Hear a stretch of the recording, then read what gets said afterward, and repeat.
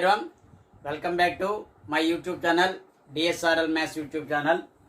ఈరోజు మనం 10th standard అంటే ఇది న్యూ అంటే 2024-25 ఇయర్స్ సంబంధించి మ్యాథమెటిక్స్ చాప్టర్ 1 అంటే రియల్ నెంబర్ సంబంధించి ఆల్రెడీ ఒక ఎక్సర్సైజ్ వీడియో చేయడం జరిగింది. ఇది ఎక్సర్సైజ్ 1.2 అనేది ఈ యొక్క వీడియోలో ఈ యొక్క సమ్స్ అన్ని కూడా మనం డిస్కస్ చేద్దాం. సో వీడియోలో వెళ్ళే ముందు ఎవరైనా సరే మొట్టమొదటిగా మన ఛానల్ చూస్తుంటే DSRL maths YouTube channel subscribe చేయండి, పక్కన ఉన్న బెల్ ఐకాన్ నొక్కండి, ఫర్ ఆల్ నొక్కండి. ఫర్ ఆల్ నొక్కితే ఎప్పుడైతే నేను కొత్త వీడియోని మీకు అప్లోడ్ చేస్తున్నానో మీకు నోటిఫికేషన్ రూపంలో రావడం కూడా జరుగుతుంది. సో దయచేసి ఈ యొక్క వీడియోని 10వ తరగతి చదువుతున్న విద్యార్థులందరికీ కూడా షేర్ చేయండి. సో ఇది ఆల్రెడీ 1.1 ఎవరైనా చూడకపోతే నేను డిస్క్రిప్షన్లో ఇస్తాను ఆ లింక్, దాన్ని బట్టి అది కూడా చూడండి. 1.1 1.2 చూస్తే చాప్టర్ 1 అయినట్టే. సో వీడియోలోకి వెళ్ళిపోదాం.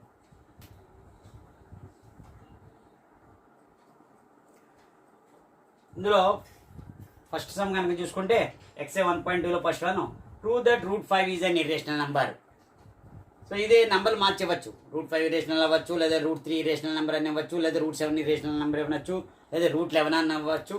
సో ఈ విధంగా ఏ విధంగా ఇచ్చినప్పటికీ ఇది ఒక ప్రాసెస్, ఇదంతా ఒకటే. సో దీన్ని ఏ విధంగా చేయాలో చూద్దాం. ఇర్రేషనల్ నెంబరు అంటే ఏంటి? We cannot express in the P/Q form.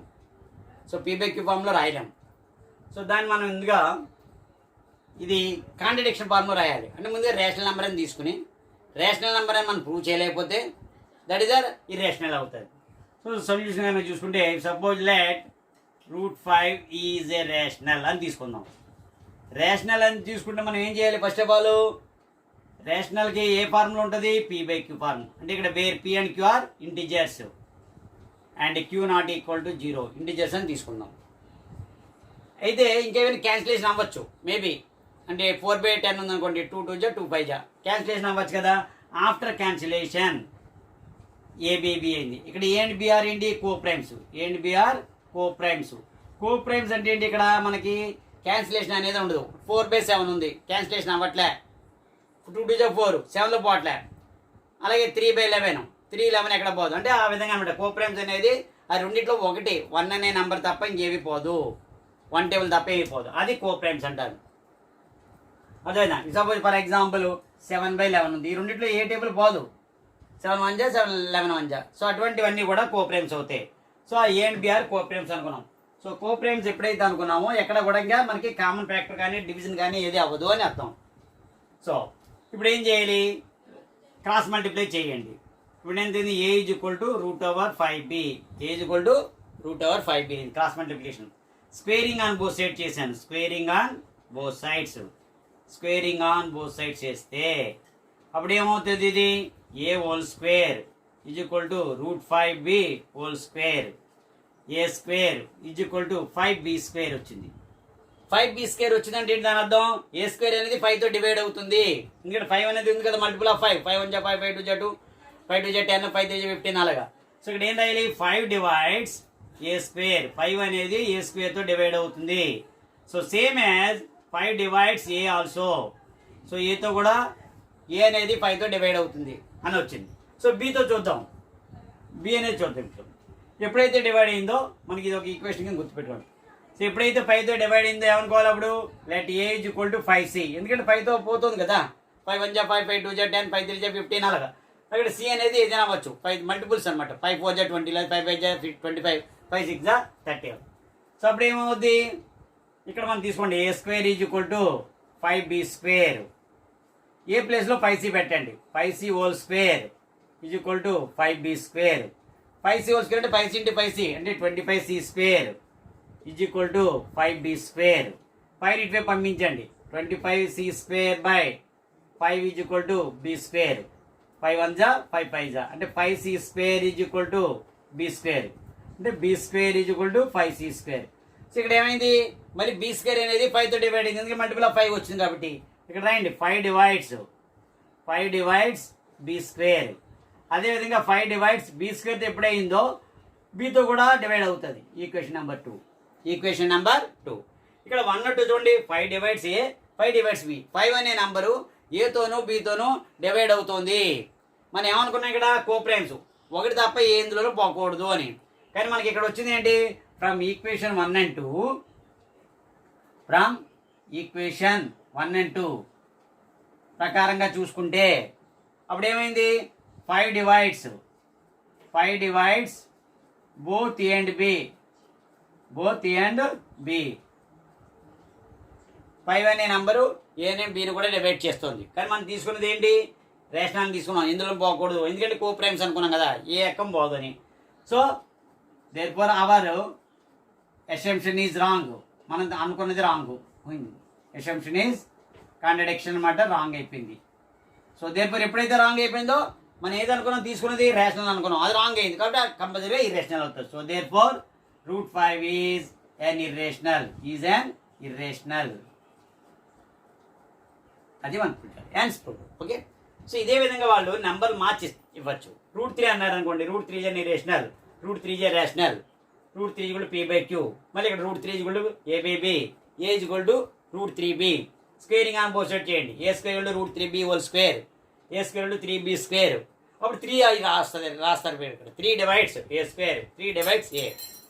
అలాగే అప్పుడు ఏ ఈజ్ ఎంత తీసుకోవాలి, ఇక్కడ 3c తీసుకోండి, 3c, a square 3c square, 3c whole square is ఎంత అవుతుంది, 9c స్క్వేర్ 3b స్క్వేర్. ఇది ఇటువైపు వస్తుంది, 9/3 వస్తుంది, అంటే 3c square is b square, 3 divides b square, 3 divides b. So from equation 1 and 2, 3 divides both a and b. So our ration మీరు √3 is irrational.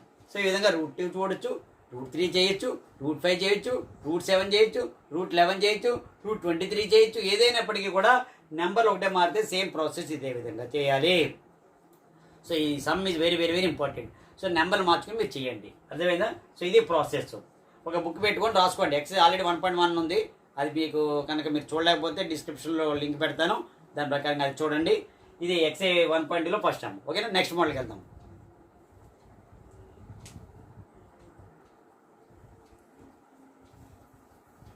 Second some చూస్తే prove that 3 + 2 √5 is an irrational number అని ఇచ్చాడు. So 3 + 2 √5 మనం irrational అని prove చేయాలంటే ముందుగా ఏం తీసుకోవాలి మనం, లెట్ చూద్దాం సొల్యూషన్. 3 + 2 √5 ఇది ఇర్రేషనల్ అని చెప్పాడు. అంటే మనం ఏం తీసుకోవాలి ఇప్పుడు, ఈజ్ ఈక్వల్ టు రేషనల్ అనుకుందాం. Let 3 + 2 √5 is a rational. అంటే మనం ఏమనుకోవాలి, 3 + 2 √5 ఈజ్ ఈక్వల్ టు a/b. ఇక్కడ a and b ఆర్ కో-ప్రైమ్స్ రాయండి. కో-ప్రైమ్స్ అంటే ఏం చెప్పాను, అందులో ఏ టేబుల్ పోదు. ఇప్పుడు 9/23 ఇందులో 3 టేబుల్ పోతే ఇందులో పోదు, ఇలాంటివన్నీ అనమాట.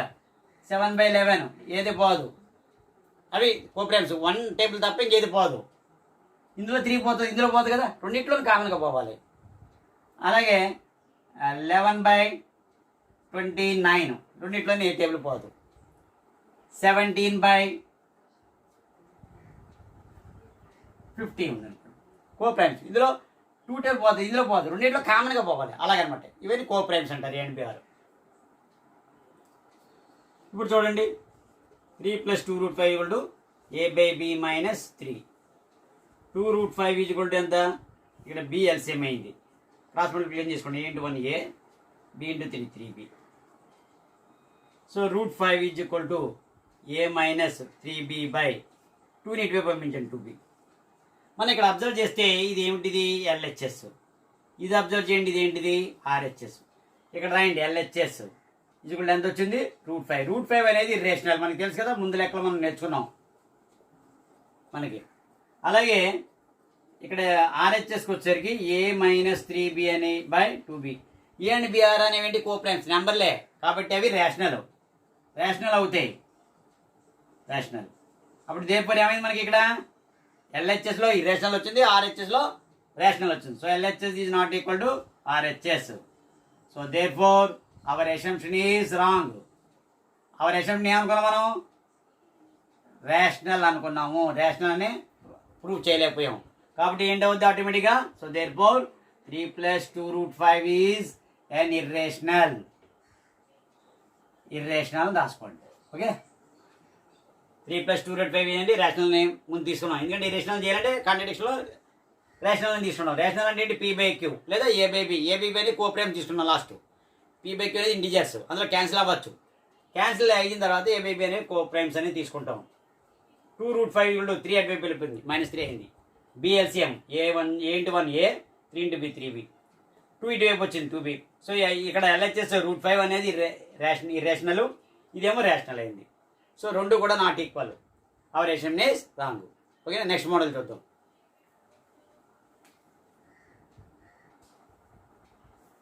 థర్డ్ ప్రాబ్లం చూడండి. Prove that 7√5 is an irrational అని చూపించమన్నాడు. సో ఇక్కడ మనం ఏమనుకోవాలి, లెట్ 7√5 ఈజ్ ఏ రేషనల్ అనుకోండి. రేషనల్ అన్నప్పుడు పీ బై క్యూ తీసుకోండి. 7√5 పీ బై క్యూ. అప్పుడు √5 ఈజ్ ఈక్వల్ టు మళ్ళీ 7√5 is equal to A by B. A and B are coprimes. Right, A and B are coprimes, ఎక్కడ కూడా cancel అవ్వవు. అప్పుడు √5 is equal ఎంత అవుద్ది, ఏ by B 7 ఇటువైపు వచ్చి 7b. ఓకే, మనకు ఆల్రెడీ √5 అనేది ఇర్రేషనల్ అని తెలుసు. లేదా దీన్ని ప్రూవ్ చేసుకోండి. మళ్ళీ √5 యొక్క ప్రొసీజర్ ఉంది కదా ఫస్ట్ సమ్లో, ఆ విధంగా రాసుకుని ఆ విధంగా చేయొచ్చు. √5 అనేది ఇర్రేషనల్ అని ప్రూవ్ చేసుకోండి. సో ఇక్కడ ఏంటి అవుతుంది, LHS. ఇది వచ్చేసరికి ఏమైంది, RHS. So LHS is equal to √5. √5 అనేది ఏంటి, ఇర్రేషనల్. సో ఇది ఇర్రేషనల్ అని మనకి ఎలా వచ్చింది, స్క్వేరింగ్ అని బోత్ సైడ్ చేసి మళ్ళీ మనం చేస్తాం కదా. √5 ఈజ్ ఈక్వల్ టు మన ప్రొసీజర్ ఉంది కదా, ఫస్ట్ ఆ విధంగా రాసుకుంటారు, ఆ తర్వాత ఈ స్టెప్ రాసుకోండి కావాలంటే 8 మార్క్స్ ఇచ్చినప్పుడు. సో RHSకి వచ్చేసరికి ఏమైంది, A/7b వచ్చింది. ఇదేంటిది, రేషనల్. సో ఈ రెండు కూడా మనకి నాట్ ఈక్వల్. సో ఇక్కడ right, LHS is not equal to RHS. So therefore our assumption is wrong. మన అసంప్షన్ ఏంటి అనుకున్నాం, మనం అది రేషనల్ అనుకున్నాం. రేషనల్ కాదు, అప్పుడు ఆటోమేటిక్ ఏమవుద్ది. So therefore 7√5 is an irrational. ఇది ప్రాబ్లం. రేషనల్ అనుకున్నాం, అది ప్రూవ్ చేయలేకపోయాం, ఆటోమేటిక్ ఏమవుతుంది, ఇర్రేషనల్ అవుతుంది. ఓకేనా, నెక్స్ట్ బిట్ చూద్దాం.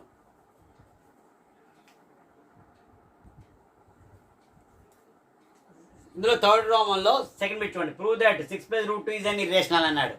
సో దీనికి కూడా అదే, లెట్ 6 + √2 ఈజ్ ఏ రేషనల్ అనుకుందాం. రేషనల్ అనుకుంటే ఏంటి, పీ బై క్యూ అనుకోవాలి. Where P and Q are integers, Q not equal to 0. అదేవిధంగా 6 + √2 is equal to A by B.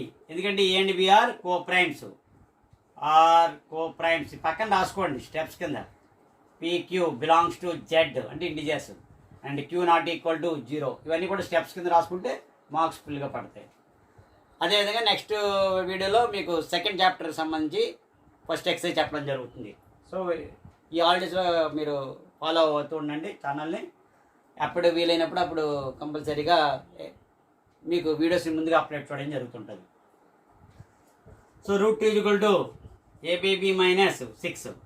So √2 is equal to LCM కట్టండి. B A × 1 A, B × 6 6b. So ఇక్కడ ఏమైంది, ఇది LHS, మళ్ళీ ఇది మామూలే RHS. కావాలంటే మళ్ళీ √2 ఇర్రేషనల్ నెంబర్ ఫస్ట్ రౌండ్ ఉంది కదా, అదే మోడల్లో చేసుకోవాలి కావాలంటే. 8 మార్క్స్ ఇస్తాను, లేదా ఇది సరిపోతుంది. So LHS is equal to √2. ఇదేంటిది, ఇర్రేషనల్. √2 అనేది ఇర్రేషనల్ మనకు తెలుసు, ఎందుకంటే √5 ఇర్రేషనల్ మనం ప్రూవ్ చేసాం కదా, అటువంటి మోడలే. RHSకి వచ్చేసరికి ఏమొచ్చింది, A - 6b/b. ఇదేంటిది, రేషనల్. సో దేర్ఫోర్ ఏమైంది, ఇది LHS is not equal to RHS. So therefore our assumption is wrong. మనం తీసుకున్నది రాంగ్ అయింది. So therefore 6 + √2 is an irrational. ఇది ఇర్రేషనల్ అని మనకు అర్థమైంది. ఓకేనా, సో అన్నిటికీ కూడా ఇదే ప్రాసెస్లో మీరు వెళ్తుండండి. ఓకేనా, లాస్ట్ టైం చెప్దాం.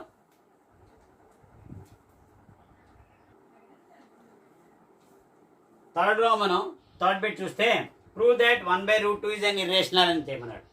సో ఇది కూడా అంతే, లెట్ 1/√2 ఈజ్ ఏ రేషనల్ అని తీసుకుందాం. అప్పుడు ఏంటవుద్ది, 1/√2 is equal to A P/Q ముందు తీసుకోండి. Where P and Q are integers, Q not equal to 0. అంటే 1/√2 ఈజ్ ఈక్వల్ టు A/B. ఇదేంటిది, కో ప్రైమ్స్. ఏవి, A and B are coprimes అని రాసుకోండి. క్రాస్ మల్టిప్లై చేయండి. √2a is equal to b. Squaring on both sides option లేదు. Squaring అంటే ఇది మన ప్రొసీజర్ కనుక చేస్తే అవసరం ఉంటుంది, కానీ మామూలుగా √2 ఈజ్ ఈక్వల్ టు ఎంత అవుతుంది, ఇది b/a. ఇక్కడ ఇది √2 అనేది LHS, b/a అనేది RHS. సో ఇక్కడ చూడండి, LHS ఈక్వల్ టు √2 మనకు ఆల్రెడీ తెలుసు ఇది ఇర్రేషనల్ అని, ఎందుకంటే √2, √3, √5, √7, √11, √13, √17 ఇవన్నీ కూడా ఇర్రేషనల్స్ అవుతాయి. RHSకి వచ్చేసరికి b/a అనేది, b అనేది నెంబర్లే, 5/6 ఏవైనా ఉండొచ్చు, మనం తీసుకునే కోప్రైమ్స్ కాబట్టి నెంబర్లు. సో ఇదేంటిది రేషనల్ నెంబర్ అవుతుంది. సో ఇక్కడ మనం అబ్జర్వ్ చేస్తే LHS is not equal to RHS వచ్చింది. అప్పుడు ఏమైంది, అవర్ అసంప్షన్ ఈజ్ రాంగ్, మనం అనుకున్నది రాంగ్ అయిపోయింది. So therefore 1/√2 is an irrational అని ప్రూవ్ చేస్తారు. ఓకేనా. నెక్స్ట్ వీడియోలో మనం చాప్టర్ 2కి సంబంధించి దాని ఎక్సైజ్ సమ్స్ అన్ని కూడా మనం డిస్కస్ చేయడం జరుగుతుంది, పాలినామియల్ సంబంధించి. సో ఈ ఛానల్ ఫాలో అవుతుండండి. ఎవరైనా సరే మొట్టమొదటి మన ఛానల్ చూస్తుంటే DSR maths YouTube channel subscribe చేయండి. అదేవిధంగా ఈ యొక్క వీడియోని 10వ తరగతి చదివిన విద్యార్థులందరూ కూడా షేర్ చేయండి.